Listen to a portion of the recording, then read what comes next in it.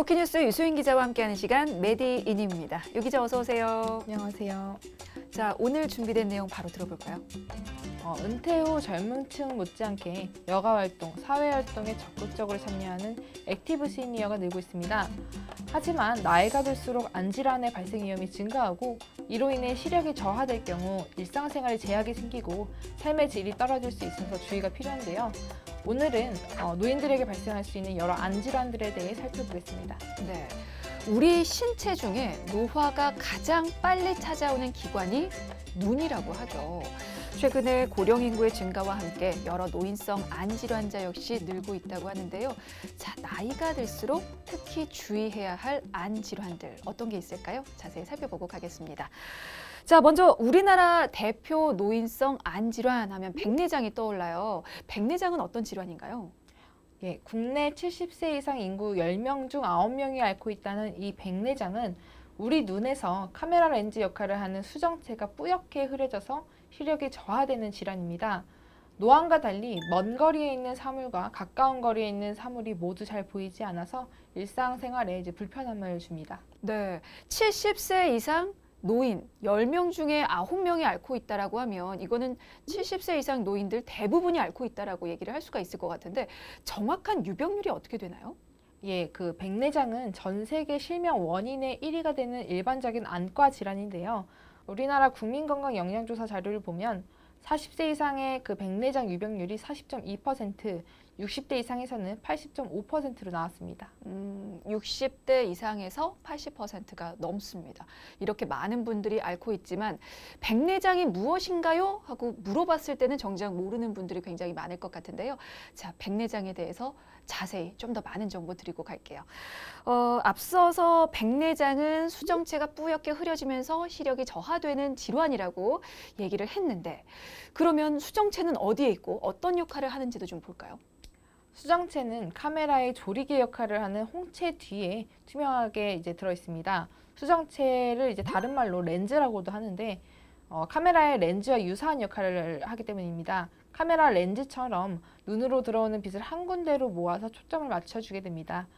그리고 추가로 보는 그 거리에 따라서 그 렌즈의 모양이 볼록하게 또는 납작하게 변하면서 먼 거리, 가까운 거리를 다 잘 볼 수 있게 해주는 역할을 하는데 이를 조절이라고 합니다. 그러니까 카메라 렌즈와 비슷한 역할을 하는 이 수정체가 뿌옇게 되면 어떤 증상들이 나타날까요? 일단은 시력이 저하가 될 테고 그리고 멀고 가까운 그런 거리 조절도 해준다고 했으니 그런 거리 조절 관련해서도 증상이 나타날 것 같은데 자, 그러면 나에게 어떤 변화가 일어났을 때 이 백내장을 좀 의심해 봐야 하는 겁니까?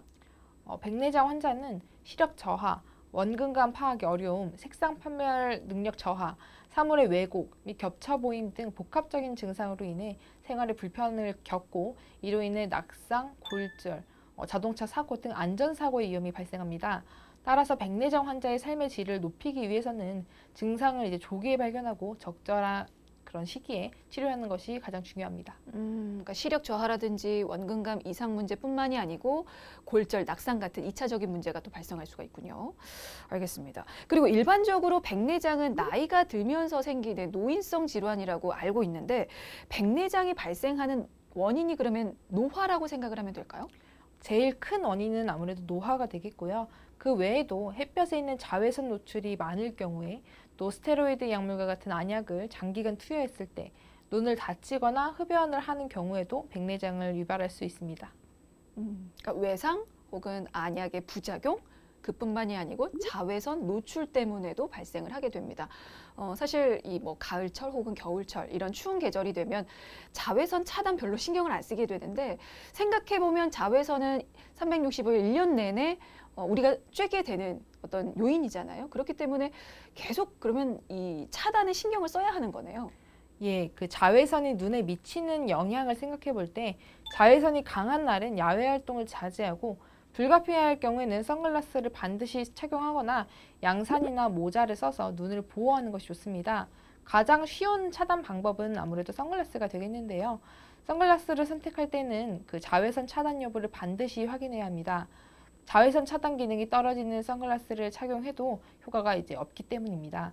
특히 색상은 진하지만 그 자외선 차단 기능은 좀 부족한 선글라스는 더 위험할 수 있습니다. 그 짙은 색의 선글라스는 눈으로 들어오는 그 가시광선의 양을 줄여서 눈의 조리개 역할을 하는 동공을 크게 만드는데요. 동공이 커진 상태에서 더 많은 양의 자외선을 흡수하게 되면 매우 치명적일 수 있기 때문에 선글라스를 고를 땐 먼저 그 자외선 차단 지수를 확인하는 것이 필수적입니다. 알겠습니다. 자, 그러면 백내장의 치료법도 알려드리도록 할게요. 백내장 치료는 보통 수술을 통해서 이루어지죠?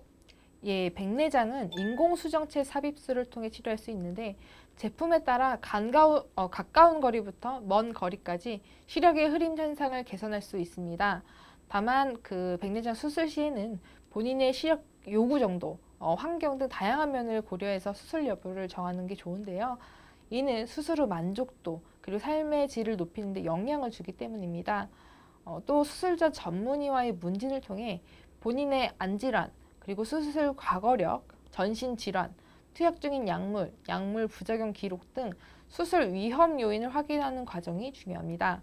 최철영 강북삼성병원 안과 교수는 최근 등장하는 백내장 치료용 인공수정체는 단순히 시력을 개선하는 수준을 넘어서 그 시각 기능의 질적인 호전을 기대할 수 있는 수준에 이르렀다면서 안과 전문의와의 면밀한 상담을 통해 환자들의 평소 라이프 스타일, 그리고 그 주사용 시력에 적절한 인공수정체를 고려한다면 더욱 선명한 시력으로 활발한 노년의 삶을 즐길 수 있을 것이라고 전했습니다. 네, 자, 여기까지 백내장에 대해서 살펴보고요. 자, 이번에는 백내장과 많이 헷갈려 하시는 질환입니다. 녹내장에 대해서 보도록 하겠습니다. 수정체 혼탁으로 눈동자가 하얗게 뽀얗게 보이는 백내장과 달리 녹내장은 사실 이렇다 할 증상이 없어서 더 무서운 질환으로 알려져 있는데 구체적으로 어떤 질환입니까? 예, 그 녹내장은 눈 속의 압력인 안압이 높아지는 등의 원인으로 시신경이 손상돼 시야가 점점 좁아져서 결국 실명에 이르게 되는 심각한 안과 질환입니다. 한국녹내장학회에 따르면 최근 10년간 환자 수가 많이 증가한 안질환 중 하나로 2009년 40.1만 명에서 그 2019년 97.9만 명으로 연평균 9.3%씩 증가했습니다. 네, 녹내장 환자 역시 그 수가 증가세에 있습니다. 그러면 원인은 어떨까요? 백내장처럼 노화 때문일까요? 예, 그 유영철 안과 전문의는 40세 이후부터는 녹내장 호발 연령이라며 유병률을 보면 40대부터 쭉 올라가서 80대가 됐을 때 10%대에 육박하기 때문에 노인성 질환으로 본다. 특히 흔한 유형인 개방각 녹내장은 나이와 관련된다고 설명했습니다. 그럼 노화 때문이 맞는 거군요. 그리고 한 가지 더 확인을 해볼 것이 요즘 같은 겨울철에 이 녹내장 위험성이 증가한다고 들었는데 그건 왜 그렇습니까? 모든 녹내장의 가능성이 이제 증가하는 것은 아니고요. 녹내장에도 이제 여러 종류가 있는데 그 중에서도 특히 급성 폐쇄각 녹내장이 겨울에 좀 많이 발생할 수 있습니다. 네, 이게 그러면 녹내장과 급성 녹내장은 뭐가 다른 건가요? 두 가지는 조금 많이 다를 수 있는데요. 일반적으로 녹내장이라는 질환은 시신경의 손상이 진행되면서 그런 보이는 범위, 즉 시야가 점차 좁아지는 질환입니다. 일반적인 녹내장의 경우 주변부로부터 이제 중심 쪽으로 시야가 매우 서서히 좁아지기 때문에 초기에 환자분이 스스로 느낄 수 있는 그런 자각 증상은 거의 없고 주변이 덜 보인다라고 느낄 때면 이미 말기로 많이 진행한 경우가 많습니다. 이와 달리 급성 녹내장은 그 안압이 수시간 내로 갑자기 매우 급격하게 높아지기 때문에 두통이나 구토, 출혈이나 시력 저하를 유발할 수 있습니다. 증상 면에서 좀 차이가 많이 나는군요. 알겠습니다. 그리고 사실 녹내장이 좀 많이 무섭게 여겨지는 이유 중에 하나가 녹내장이라는 질환이 실명 유발 질환으로 알려져 있기 때문인데요. 녹내장의 조기 발견이 중요한 이유도 아무래도 이 실명을 막기 위해서겠죠? 예, 그 국내에 유병률이 높은 저안압 녹내장이나 정상안압 녹내장은 증상이 전혀 없는 것이 특징이고 말기가 돼서야 비로소 증상이 나타나는데요. 말기 녹내장의 경우 치료에 대한 그런 반응률이 떨어지고 결국 실명으로 이어지게 되는 경우가 많기 때문에 조기 발견이 무엇보다 중요합니다. 그러면 녹내장의 경우는 어떤 치료법들이 시행이 됩니까? 녹내장 치료는 주로 약물을 통해 진행됩니다. 네. 그 유영철 안과 전문의는 환자 95%는 저만제로 안압을 낮추는 치료를 하며 평생 약물을 써야 한다. 신경을 보호하거나 다시 살리는 것은 불가능하지만 녹내장 발병 당시보다 안압을 낮추면 시신경의 혈류 공급이 잘 돼서 진행이 억제된다면서도 그 안약으로 목표 안압까지 이제 낮춘다면 다른 치료를 안 해도 되지만 1, 2개월 정도 써도 잘 조절되지 않으면 뭐 레이저 시술이나 수술을 한다. 수술도 이 안압을 낮추는 것을 목표로 한다고 말했습니다. 평생 약물을 써야 한다. 그리고 신경을 다시 되살리는 것은 불가능하지만 이 대목이 좀 특히나 무섭게 들리는데 그러면 이제 최선은 예방이라는 말이잖아요. 녹내장은 예방법이 따로 있습니까? 녹내장은 예방법이 따로 없기 때문에 정기검진을 통한 조기 발견, 조기 치료가 가장 중요합니다. 앞서 언급했던 그 유영철 전문의는 녹내장은 예방법이 없다. 인터넷에 관련 주의사항들이 이제 많이 올라오는데 대부분 검증되지 않았다면서 다만 안압에 영향을 주는 요인들은 있다. 치료가 잘 안 된다면 카페인 섭취, 흡연, 과음, 과한 운동, 수경 착용, 관악기 연주 등은 자제하는 것이 좋다고 조언했습니다. 이어 그 나이, 가족력, 안압, 고도 근시, 얇은 각막 두께 등 녹내장 위험 요인이 있긴 하지만 미리 치료해서 이득이 되는지 여부는 아직 알지 못한다. 때문에 위험 요인이 한 2개 이상 있다면 정기 검진을 받을 것을 권고한다고 전했습니다. 네, 녹내장 예방법이 따로 없다고 합니다. 정기적인 안과 검진만이 최선이라는 점 꼭 기억을 해두시면 좋겠습니다. 자, 노인들에게 많이 발생하는 안 질환에 대해서 살펴보고 있습니다. 이번에는 안구건조증 볼게요. 안구건조증은 어떤 질환이죠? 예, 안구건조증은 눈물막 장애로 인한 눈물의 과도한 결핍 및 증말로 그런 시력 저하, 눈 불편감, 안구 표면에 손상을 일으키는 질환입니다.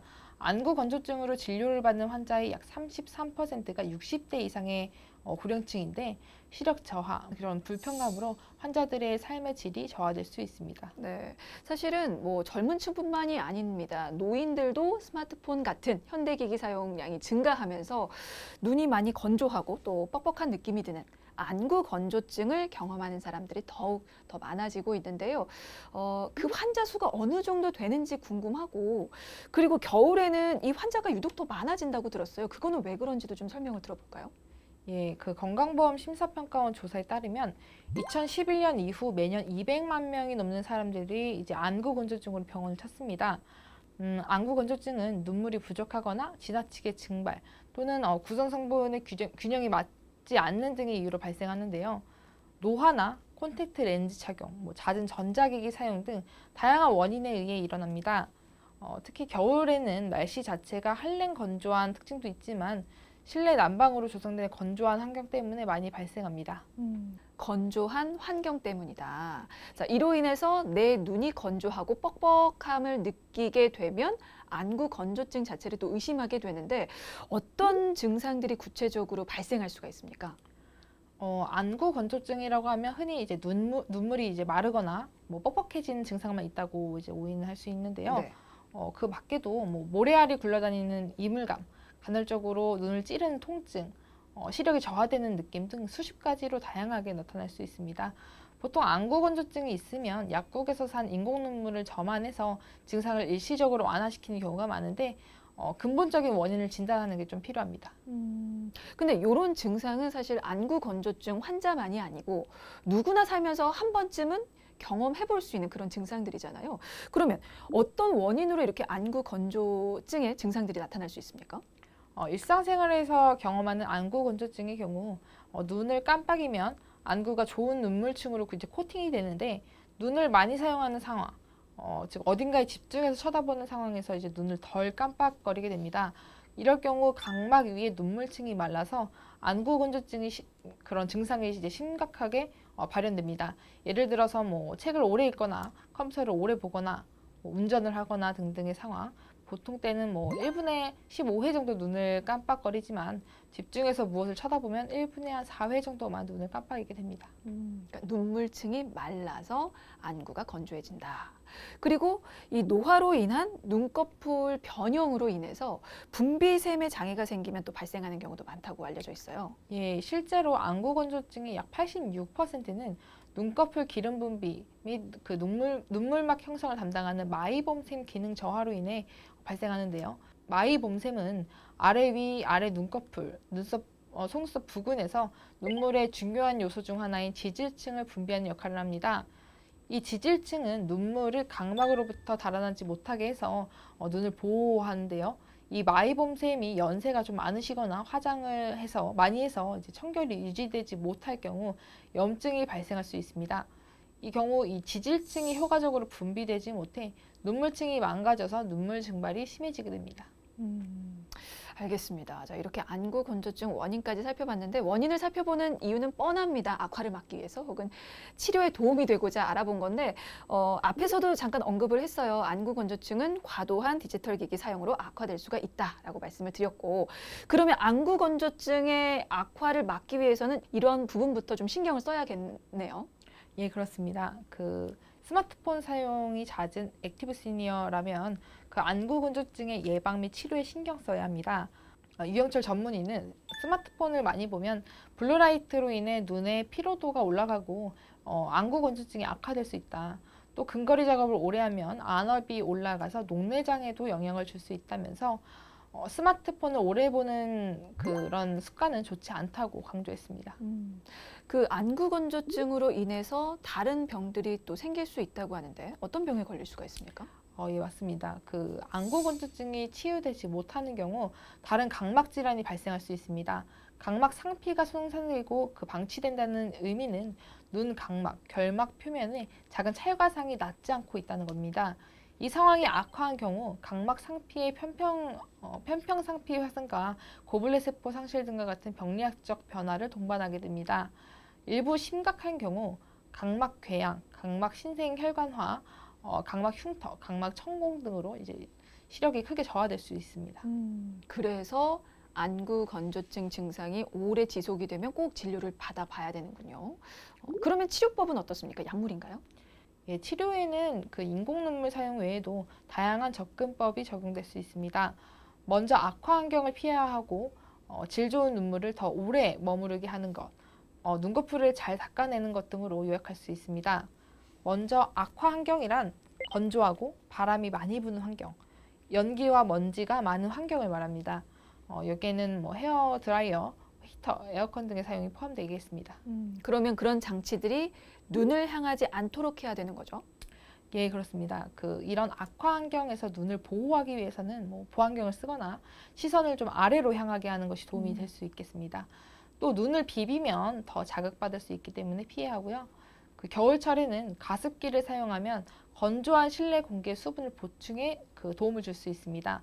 앞에서 이제 설명해 드린 마이봄샘의 염증은 아침과 밤에 따뜻한 찜질 그리고 순한 비누 등을 사용해 눈꺼풀 청소에 주의를 기울이는 것도 도움이 됩니다. 네, 뭐 특히나 올 겨울은 평년보다 더 추울 것이라는 기상청 발표가 있었는데요. 그만큼 실내에서 난방기기 사용량이 좀 더 늘지 않을까라는 우려가 됩니다. 아무래도 올 겨울은 더욱 이 안구 건조증에 대한 주의가 필요할 것 같습니다.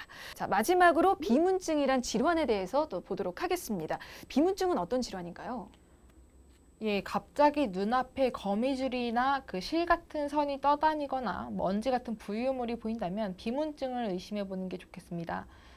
인체의 눈은 유리체로 불리는 무색 투명한 젤 형태의 조직으로 차 있는데요. 유리체는 수정체와 망막을 단단하게 지지해 안구 형태를 유지하고 빛을 통과시켜 망막에 물체의 상이 맺히도록 합니다. 즉 유리체가 투명해야 시야가 또렷해지는 것이죠. 하지만 노화나 안 질환으로 인해 유리체가 혼탁해지면 망막에 그림자가 생기면서 마치 눈앞에 무언가 이제 떠다니는 듯한 그런 느낌을 받게 되는데 이를 비문증이라고 합니다. 네. 마치 눈앞에 날파리가 날아다니는 것처럼 보인다는 의미로 날파리증이라고도 합니다. 비문증의 가장 큰 위험 인자가 나이라고 하던데요. 그러면 자주 발생하는 연령대는 어떻게 됩니까? 예. 건강보험심사평가원에 따르면 비문증으로 진료받은 인원은 2014년 19만 5,483명, 2015년 21만 2,451명, 2016년 22만 2,428명으로 점점 늘고 있고요. 5, 60대가 가장 많이 차지합니다. 노화가 주요 원인이 이긴 하지만 또 그 외에도 망막박리와 같은 안구 질환, 망막의 변형이 잘 일어나는 고도근시가 원인이 되기도 하기 때문에 10대에서 한 30대 사이의 젊은 층에서도 발생하는 경우가 있습니다. 이게 비문증은요, 뇌에 나타나는 증상의 일종입니다. 이 자체가 질환으로 분류가 되는 게 아닌데 최근에 비문증을 질병으로 인정해달라는 청원이 올라왔다고요? 예, 지난해 국민청원 게시판에는 자연스러운 노화 증상으로 치부되고 있는 비문증을 질병으로 인정하고 치료 기술 및 약물 개발에 힘써야 한다는 글이 올라왔었습니다. 그 마땅한 치료 기술이 없어서 검증되지 않은 영양제 등을 복용하며 생활할 수밖에 없다는 것인데요. 자신을 23살 여성이라고 밝힌 이 청원자는 일상생활에 막대한 불편함을 끼치는 비문증 환자가 젊은 층에서 이제 늘고 있지만 노화 현상이라는 인식 탓에 제대로 치료받지 못하고 있다고 호소했습니다. 얼마나 괴로웠으면. 사실 직접 겪어보지 않으면 그 고통을 전부 다 알 수는 없는 건데 너무나 안타깝습니다. 근데 실제로 젊은 비문증 환자들의 치료폭이 매우 좁다고요? 예, 그 수술적 치료를 했을 때 부작용 위험을 줄이려면 액화 현상이 어느 정도 진행됐을 때 시행하는 것이 좋은데 이 액화 현상이 노화 과정에서 발생하기 때문입니다. 또 다른 치료법인 그 야그레이저 시술의 경우 부유물을 작게 부수어 이제 증상을 경감시키는 방식인데 이 과정에서 증상이 더 심해지거나 합병증이 발생할 수 있어서 안구 질환 없이 비문증 증상만 있을 경우 치료가 권고되지 않습니다. 네, 뭐 지금 이 얘기를 들으시고 비문증 너무나 무서운 질환 아니야? 라고 생각을 하실 수도 있는데 자 이렇게 너무나도 큰 고통을 받는 분들도 있고 그리고 비문증을 가볍게 앓고 넘어가거나 시간이 지나면서 점점 자연스럽게 좋아지는 경우도 있죠. 예, 선혜정 순천향대 서울병원 교수는 노화를 막을 수는 없다. 보통 50세 이상이 되면 비문증을 겪는 경우가 많은데 개인마다 느끼는 정도가 달라서 합병증 등을 감안하고 치료를 받는 환자들이 있는가 반면 그런 증상을 못 느끼는 사람들도 있다고 말했습니다. 그는 다른 안과 질환의 원인이 아니라면 1, 2주 내에 그 자연스럽게 증상이 괜찮아지기 때문에 별도 치료를 하지 않아도 된다는 입장입니다. 하지만 처음으로 증상이 생겼거나 부유물이 갑자기 많아졌다면 꼭 정밀 검사를 받아야 한다고 말했습니다. 네, 뭐 오늘 살펴봤듯이 여러 대표적인 안 질환이 노화에 의해서 발생할 수가 있습니다. 뭐 나이 들어서 그래 라고 생각하지 마시고 나이가 들수록 내 눈의 변화 그리고 상태에 좀 더 민감하게 지켜보시면 좋을 것 같습니다. 자, 메디인 오늘은 여기까지입니다. 토끼뉴스 유수인 기자였습니다. 고맙습니다. 감사합니다.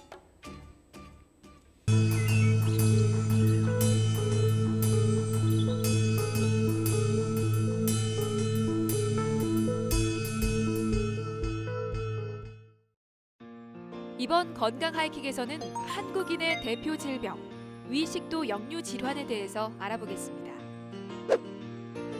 위식도 역류 질환은 위 안의 내용물이 식도로 역류하는 증상이 반복적으로 발생할 때 불편한 증상이나 합병증이 발생하는 질환을 말합니다.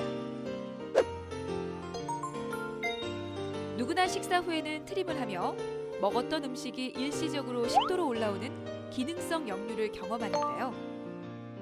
이런 경우 역류된 위산은 침으로 중화돼 씻기고 역류된 음식은 식도의 연동 운동으로 다시 내려갑니다. 하지만 이런 상황이 반복되고 심해지면 위산 자극에 의해서 식도 점막이 손상되고 그때부터는 가슴 쓰림, 위산 역류 등의 불편한 증상을 느끼게 됩니다. 이런 위식도 역류 질환은 생활 습관을 개선하는 것만으로도 호전될 수 있습니다. 자, 그렇다면 위식도 역류 질환을 이기는 생활 습관에는 어떤 것들이 있을까요? 먼저 과체중인 경우에는 체중을 줄이고 허리띠를 꽉 졸라매거나 몸을 조이는 옷은 입지 않아야 합니다. 술과 담배는 끊는 것이 좋고요. 과식은 피하고 탄산음료와 카페인 음료 및 지방 섭취는 줄입니다. 또 밤늦은 시간에는 음식을 먹지 않고 식사 후 바로 눕지 않도록 해야 합니다. 잠을 잘 때 왼쪽으로 누워서 자는 것도 좋은 방법입니다. 하지만 이런 생활 습관 개선으로도 증상이 좋아지지 않는다면 병원에서 적절한 치료를 받아야 한다는 사실 잊지 마세요.